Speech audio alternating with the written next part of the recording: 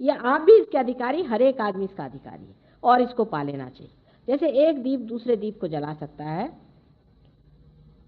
उसी प्रकार एक रियलाइज सोल दूसरे को रियलाइजेशन दे सकता है, पर रियलाइज सोल होना चाहिए। अगर एक दीप जला हुआ नहीं तो दूसरे दीप को क्या करेगा?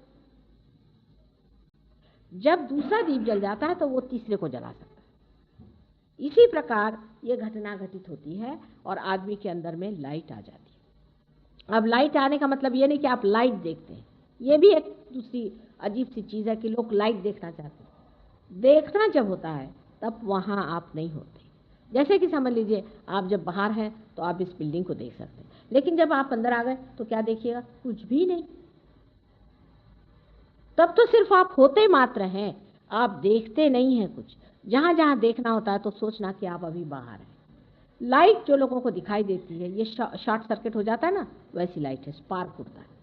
इसलिए जिस चीज़ को लाइट दिखाई हो वो मुझे बताएं, आज्ञा चक्र टूटा है उस आदमी का, उसको ठीक करना पड़ेगा। ये सारे चक्र भी कुंडलिनी अपने आप से ठीक करती चलती है।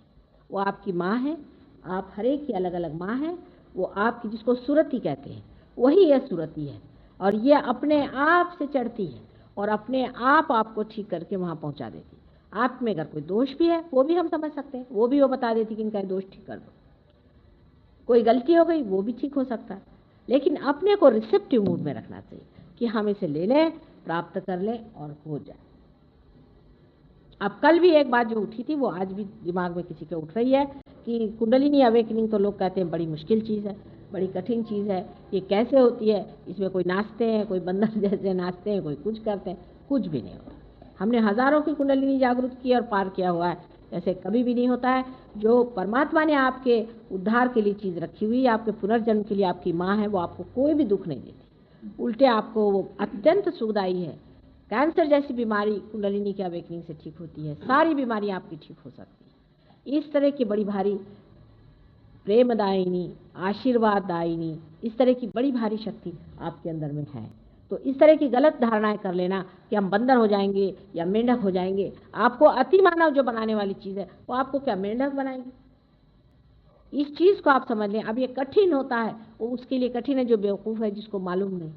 जो इसका अधिकारी नहीं उसके लिए कठिन है, जो इसका अधिकारी और जो इसके सारे ही काम काज जानता है उसके लिए बाएं हाथ का खेल। हो सकता है कि हम इसके अधिकारी हैं और हम इसके सारे ही काम जानते हैं, इसीलिए आसानी से उठती है। बहरहाल आप अपनी आँख से देख सकते हैं इसका उठना, आप इसकी जागृति देख सकते हैं, इसका चढ़ना भी देख सकते हैं, और उसकी हम लोगों ने फिल्म भी बनाई है। पर जो लोग बहुत शंकाखोर होते हैं उनके लिए सहयोग ज़रा मुश्किल से पनपता है। इस चीज़ को पाना चाहिए और इसको लेना चाहिए। आजकल जो ज़माना आ गया है, जिस ज़माने में हम रह रहे हैं, कल युग में, असल में हम ये कहेंगे कि आध्यात्मिक दृष्टि से हम लोग बहुत ही ज़्यादा कमज़ोर हैं, इनसेंसिटिव, संवेदना हमारे अंदर नहीं। हम अध्यात्म की चीज़ को अगर समझते होते और अगर समझते कि आत्मा की पहचान क्या है तो हम कभी भी गलत गुरुओं के पीछे नहीं भागते। लेकिन हमारे अंदर सच को पहचानने की शक्ति बहुत कम हो गई, क्षीण हो गई। हम नहीं पहचान सकते कि सच्चाई कहाँ है। उसकी वजह यह है कि हम इतने कृत्रिम हो गए, इतने आर्टिफिशियल हो गए। आप आर्टिफिशियल हो जाइएगा तो आपके सत्य को पहचानने की शक्ति कम हो जाएगी।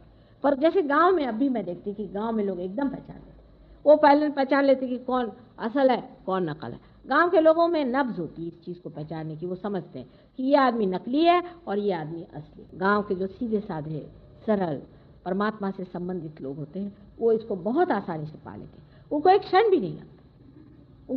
भी नहीं लगता। लेकिन शहर के लोगों में, एक तो शहर की आबो हवा की वजह से और यहाँ के तौर तरीके की वजह से आदमी इतना अपने को बदल देता है, इस कदर अपने को धर्म से गिरा लेता है। अब ये उसमें क्या हुआ, साहब सब लोग पीते हैं, बिजनेस के लिए पीना चाहता है, मानो जैसे बिजनेस ही भगवान है, उसको तो पीना ही चाहिए, फिर उसके अगर बिजनेस कैसे चले? तो या तो फिर ये कहो कि तुम परमात्मा में या धर्म में बिल्कुल विश्वास नहीं करते, और अगर जरा भी विश्वास करते हो तो जो अधर्म है उसको नहीं करना चाहिए।